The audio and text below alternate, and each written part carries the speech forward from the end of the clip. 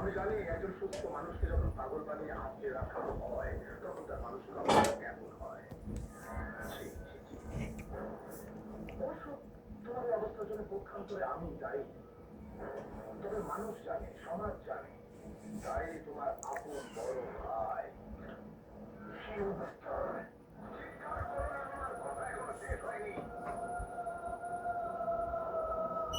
তোমার ভাইয়ের সঙ্গে পুরনো শত্রুতা আমি নিষ্পত্তি করতে চেয়েছিলাম, কিন্তু পুলিশের লোকটি এত বেশি নীতিবান যে আমার প্রস্তাবে রাজি হয়নি।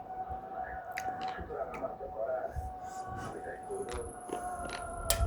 তুমি কি জানতে হবো যে তুমি মামা হতে যাচ্ছ, অর্থাৎ তোমার বোন সন্তান সম্ভবা জানতে না। সুতরাং তোমার না জানাটাই থাক। হ্যাঁ?